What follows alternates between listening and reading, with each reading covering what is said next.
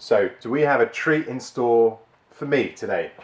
This is the Ardbeg Kelpie, the committee release, released in advance of Ardbeg Day as part of Feshil, or the Islay Festival. Every single year they release a limited edition, and this is the committee release. So it goes out to people on their mailing list, parts of their kind of committee sign up and all that kind of thing, to try their best, server issues permitting, to buy the bottle. Nice sort of swing tag going on here, but it's always an interesting ABV. So this is 51.7, always in much more limited supply than the demand, which is the goal for any limited edition. Otherwise, it would just be an edition. And yeah, let's see how we get on. There's the label. Just have a quick look at the detail there. Very nice.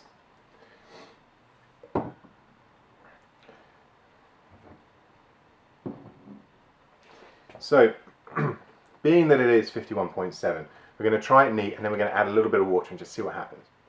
Now, I don't always do that, but for this, and for the purpose of just the test and the flavours, let's see how we get on.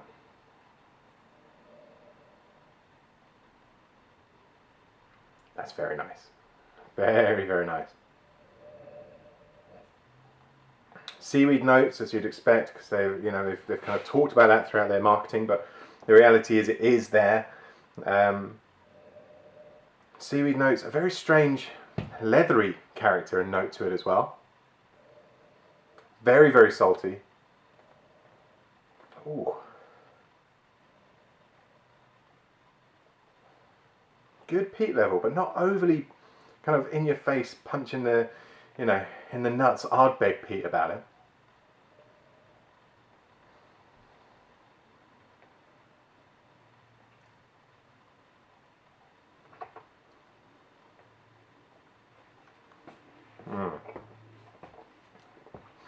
Now the palate, unmistakably Ardbeg. Peaty to the max, but still not overpowering. Just to the absolute maximum threshold before it becomes overpowering and a bit more of a challenge than you need it to be. Really interesting, softer, more delicate notes coming through, but that's salinity or saltiness coming through even stronger, and a very dry finish. And the seaweed notes, what is that?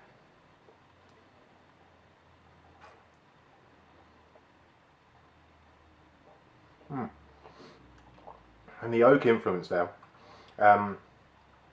just absolutely superb. Now, I've been quite disillusioned with Ardbeg releases, the last few years maybe, of all the limited editions, and every now and then you get one where you just think, come on, you did not need to do that. Or you could have done that slightly better.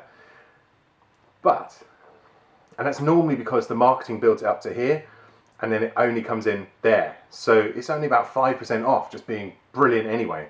But because of all the marketing, all the hype, all the stories, all the, the server crashing and the 8 hours trying to buy the bloody thing on release day, that all does go towards the experience. So when you do eventually get the bottle and you open it, you've still got the memories of refresh, refresh, refresh, refresh, and trying to buy the thing, getting right through to checkout, boom, crash, start again. Another couple of hours trying to do it. Actually, one year was on a train, and where is it coming from? From Edinburgh down to London, and the whole journey trying to buy this thing. On the phone, had reasonable connection, then had Wi-Fi on the train, and it just would not work. And then eventually gave up. 6 hours later, logged on, no issue, bought it, job done. But that annoyance still is there. Anyway, I digress, because the last couple of limited edition releases, say Dark Cove, the committee release, I thought was sublime, absolutely stunning. And this one is beautiful. It's still lingering, very, very long finish. It gets smoother, it gets a little bit kind of softer and lighter, but the peat influence still hitting the back of my throat. And there's something interesting about this one. Let me read this out. So, over the seas to create Ardbeg Kelpie came virgin casks crafted from the oak grown on land in the, I can't pronounce that, leading down to the Black Sea coast, renowned for imparting incredibly deep flavour, and only a handful of whiskies have ever been produced using this kind of cask. Herbal aromas tantalise the nose. Go deeper and discover smoky fudge, hickory wood, seaweed and smoked fish. A depth telling of its ties to the Black Sea, the journey of its casks across the oceans, and the waves of flavour they have created. And do you know what? I actually get most of those notes, as you kind of saw earlier while I was talking you through what I was experiencing and enjoying. And that one note that I couldn't understand in my head and couldn't verbalise properly was that hickory barbecue note. And do you know what? Now I've read it, and I promise you I hadn't read it beforehand. Obviously I would have said it if I had. That's amazing.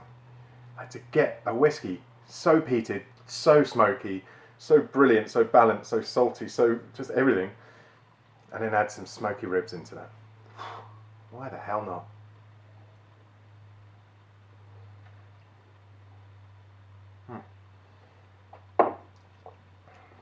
All they needed was a little bit of bacon, job done. But now let's try it with a little bit of water. So just a little bit goes in. Now people always say, oh, I add a couple of drops, or don't add anything, or whatever. But, you know, in there you've got probably, what, 8, 10 mil? Let's add about half again of water. So open it up, open that nose up.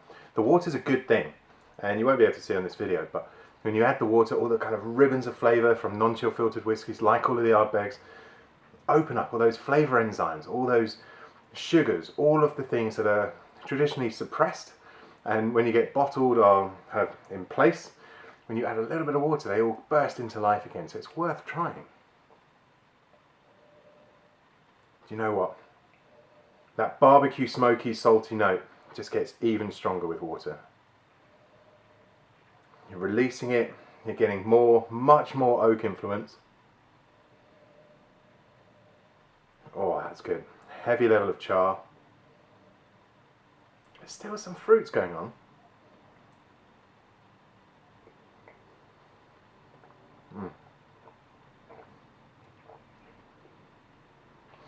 It just amps up every single flavour we've been through over the last few minutes. And it also strangely adds a slightly medicinal note that I'd have expected from Lefroy, but it's been kind of released in here.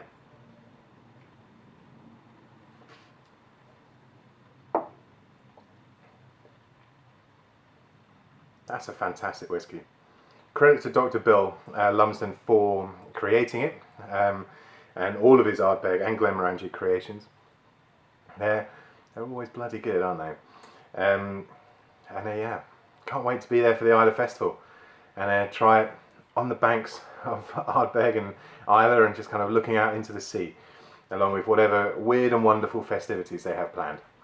See you there, and if you're not there, I'll report back. Cheers. Until next time.